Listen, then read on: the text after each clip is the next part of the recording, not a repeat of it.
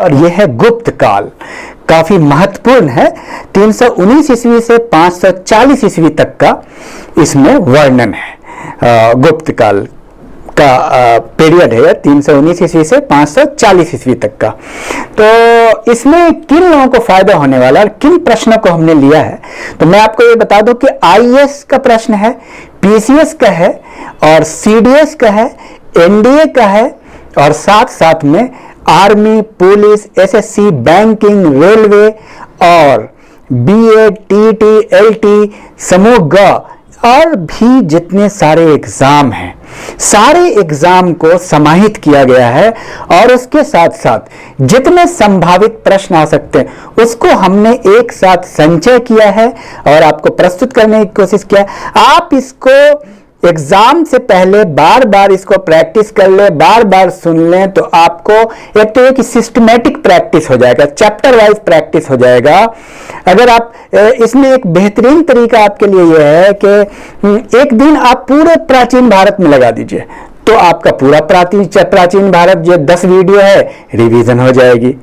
तो इस तरह से एक बेहतरीन प्रोग्राम है। 5 दिनों में आपका हिस्ट्री, पॉलिटी, ज्योग्राफी सारा रिवीजन हो जाएगा, सिलेबस वाइज रिवीजन हो जाएगा।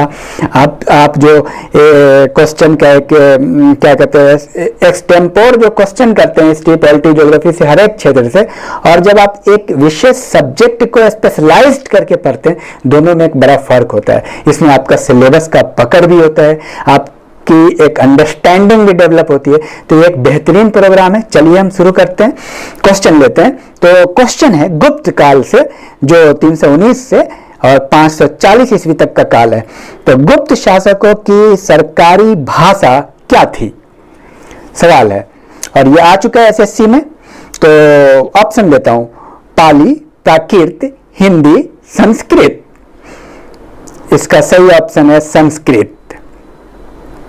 नेक्स्ट, गुप्त शासन के दौरान निम्न में से ऐसा व्यक्ति कौन था जो एक महान खगोल विज्ञानी और गणितज्ञ था? ऑप्शन, एसएससी का सवाल है, भानुगुप्त, वानभट्ट, आर्यभट्ट, वराहमिहिर। तो सही आंसर है आर्यभट्ट। आर्यभट्ट खगोल वैज्ञानिक और मैथमेटिशियन दोनों थे। नेक्स्ट, गुप्त जो शासक थे, गुप्त किसके सामंत थे? ऑप्शन, मौर्यों के, कुषाणों के, सातवाहनों के, इनमें से कोई नहीं। कुषाणों के सामंत थे। नेक्स्ट, गुप्त वंश का संस्थापक कौन था? श्री गुप्त।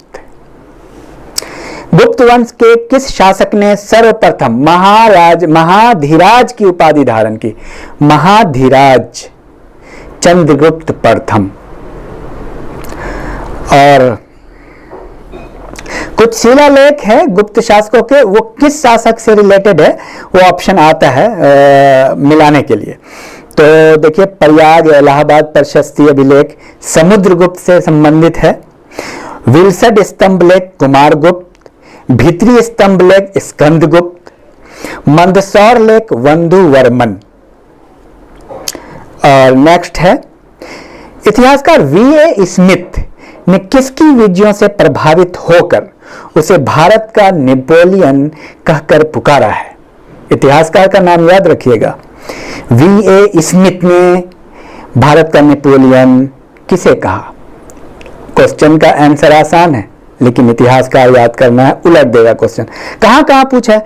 हर एक पीसीएस में, आईएएस में, सीजीएसएम में, आरआरबी में, एसएससी में, सारे एग्जाम में। तो सही आंसर है समुद्रगुप्त। गुप्त शासन के दौरान निम्न में से ऐसा व्यक्ति कौन था जो एक महान खगोल वैज्ञानी और गणितज्ञ था?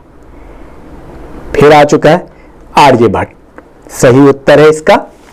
नेक्स्ट क्वेश्चन है कि प्रयाग प्रशस्ति अभिलेख का लेखक हरिसेन किस शासक का दरबारी कवि था?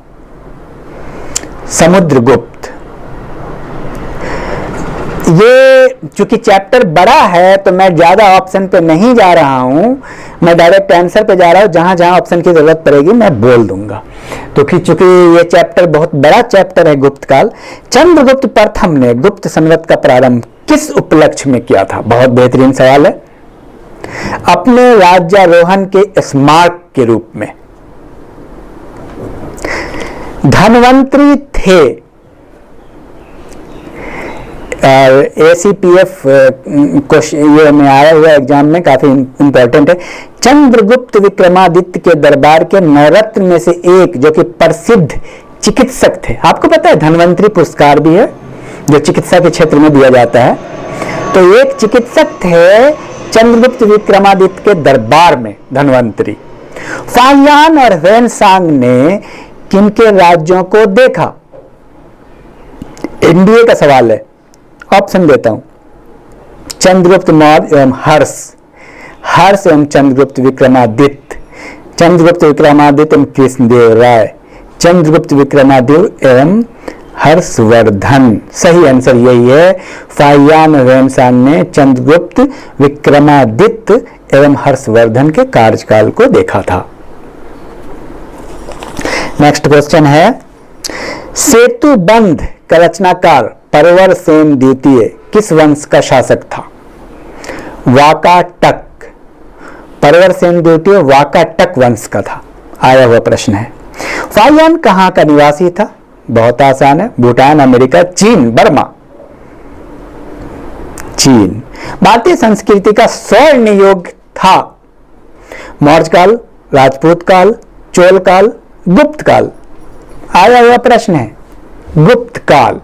फाहियान किसके शासनकाल में भारत आया? एनडीए का प्रश्न है। चंद्रगुप्त प्रथम, अशोक, हर्षवर्धन, चंद्रगुप्त द्वितीय। और एक बात और बता दूं, ये एनडीए का है, इसका मतलब ये नहीं कि वो एक ही बार आया है, ये बार बार हर एक एग्जाम में रिपीट होता है। नेक्स्ट, अजंता कलाकृतियां किससे संबंधित है? एनडीए, एसएससी, ग्रुप सी सब में आ चुका है।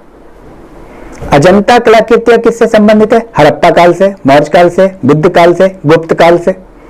गुप्त काल। गुप्त राजवंश किसके लिए प्रसिद्ध थे? ऑप्शन, कला एवं साहित्य, कला एवं स्थापत्य, साम्राज्यवाद, राजस्व एवं भूमिकर, साहित्यिक कार्यों का संरक्षण।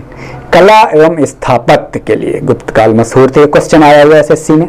गुप्त वंश का वो राजा कौन था जिसने हुनों को भारत पर आक्रमण करने से रोका था? पीसीएस में डिफरेंट पीसीएस एसएससी में आया हुआ है। कुमारगुप्त, समुद्रगुप्त, स्कंदगुप्त, चंद्रगुप्त।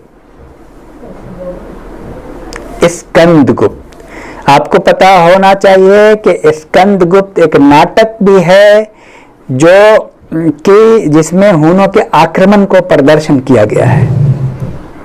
नेक्स्ट, फाहियान द्वितीय ने अपने किस विजय की खुशी में चांदी के विशेष सिक्के जारी किए? शकों को पराजित करने के बाद। गुप्त काल के सर्वाधिक लोकप्रिय देवता कौन थे? विष्णु। चंद्रगुप्त द्वितीय ने विक्रमादित्य की उपाधि कब धारण की? शकों का उन्मूलन करने के बाद। मंदिर निर्माण कला का जन्म सर्वप्रथम कब हुआ? मौर्य काल, गुप्त काल, कुषाण काल, सैंडव काल। गुप्त काल में। बहुत महत्वपूर्ण है, यह मंदिर का निर्माण गुप्त काल से शुरू हुआ है। नेक्स्ट, किस गुप्तकालीन शासक को कविराज कहा गया था? Direct answer, Samudragupta. स्कंदगुप्त को किस स्तंभ लेख में शक्रोपम कहा गया? कहोम स्तंभ लेख। कहोम स्तंभ लेख। कुछ विद्वानों के अनुसार कवि कालिदास किसके राज कवि थे? आया हुआ प्रश्न है चंद्रगुप्त द्वितीय विक्रमादित्य के। एरन अभिलेख का संबंध किस शासक से है? डिफरेंट एग्जाम में आया हुआ है।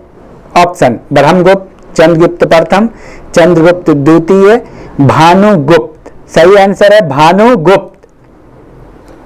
उत्तर गुप्त युग में जो विश्वविद्यालय प्रसिद्ध हुआ था उत्तर गुप्त युग में वो था कांची, तक्षशिला, नालंदा, वल्लभी। पूछा हुआ प्रश्न है नालंदा। अजंता चित्रकारी का विषय वस्तु निम्नलिखित में से किससे संबंधित है?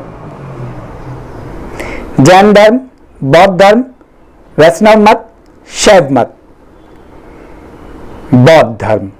पूछा हुआ प्रश्न है एसएससी में, पीसीएस में।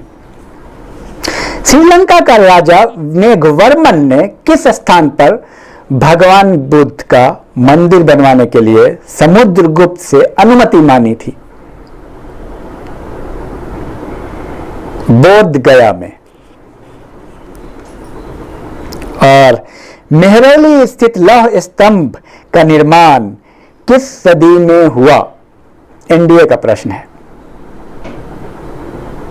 मेहरौली दिल्ली में स्थित लौह स्तंभ का निर्माण किस सदी में हुआ? चतुर्थ सदी ईस्वी में। यह भी गुप्त काल का समय है। नेक्स्ट, फाहियान द्वारा रचित ग्रंथ फोकुओकी में निम्न में से किसका विवरण मिलता है? फोकुओकी, फाहियान की ग्रंथ फोकुओकी में किसका वर्णन मिलता है?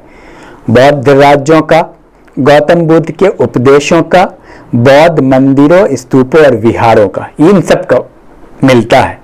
बौद्ध राज्यों का मिलाना है, बौद्ध राज्यों का, गौतम बुद्ध के उपदेशों का, बौद्ध मंदिरों, स्तूपों और विहारों का मिलता है।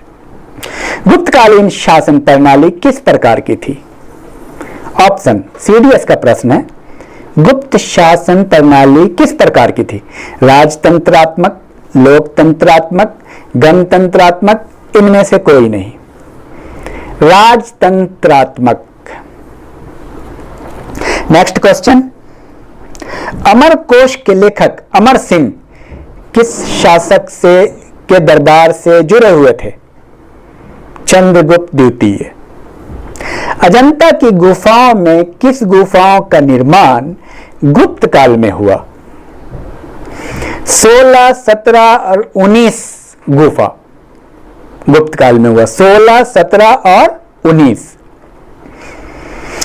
गुप्त स्थापत्य कला का सर्वोत्कृष्ट मंदिर कौन है? ऑप्शन, भीतरगांव का मंदिर, देवगढ़ का दशावतार मंदिर, भूमरा का शिव मंदिर, तिगुआ का विष्णु मंदिर। देवगढ़ का दशावतार मंदिर जो गुप्त स्थापत्य कला का सर्वोत्कृष्ट मंदिर उदाहरण है मंदिर का, देवगढ़ का दशावतार मंदिर। गुप्त युग में भू राजस्व की दर क्या थी? बहुत महत्वपूर्ण है, काफी पीसीएस में आ चुका प्रश्न। उपज का 6ठा भाग। नालंदा विश्वविद्यालय की स्थापना का युग है? ऑप्शन, मौर्य, कुषाण, गुप्त, पाल। गुप्त। कुमार संभव महाकाव्य किस कवि ने लिखा? कालिदास। किसके काल में थे? आगे बढ़े। सारनाथ के धमेक स्तूप का निर्माण किस काल में हुआ? धमेक स्तूप। गुप्त। गुप्त काल को प्राचीन भारत का क्लासिक युग क्यों कहा जाता है? कला और साहित्य के क्षेत्र के अपने चरमोत्कर्ष पर पहुंचने के कारण। गुप्त काल की सोने की मुद्रा को क्या कहा जाता था? ऑप्शन कई बार आ चुका है हर एग्जाम में। दिनार, करसापन, निस्क, काकिनी। दिनार। गुप्त संवत यानी 319-320 को प्रारंभ करने का श्रेय किसे दिया जाता है? चंद्रगुप्त प्रथम। और जो मैं क्वेश्चन पूछता हूँ और बीच में गैप देता हूँ, ये आपके प्रैक्टिस के लिए बहुत आसान होगा आगे के लिए, और आप बीच में सोच सकते हैं कि इसका उत्तर क्या होगा अपने आप को टेस्ट करने के लिए। जो आपको 3 सेकेंड का टाइम मिलता है उसमें आप आंसर सोच सकते हैं अपने दिमाग में। नगरों का क्रमिक पतन किस काल की एक महत्वपूर्ण विशेषता थी? पीसीएस में आ चुका है। नगरों का क्रमिक पतन किस काल की विशेषता थी? गुप्त काल, प्रतिहार काल, राष्ट्रकूट, सातवाहन? गुप्त। समुद्रगुप्त की सैनिक उपलब्धियों का वर्णन उसके किस अभिलेख में उपलब्ध है? पीसीएस और सारे समूह ग ग्रुप सी में आ चुका है। समुद्रगुप्त की सैनिक उपलब्धियों का वर्णन किस अभिलेख में? एरन, गया, नालंदा, प्रयाग? प्रयाग। कालिदास द्वारा रचित मानवी कागनी मित्र नाटक का नायक कौन है? पीसीएस का प्रश्न। पुष्यमित्र शुंग, गौतमीपुत्र शतकर्णी, अग्निमित्र, चंद्रगुप्त द्वितीय? अग्निमित्र।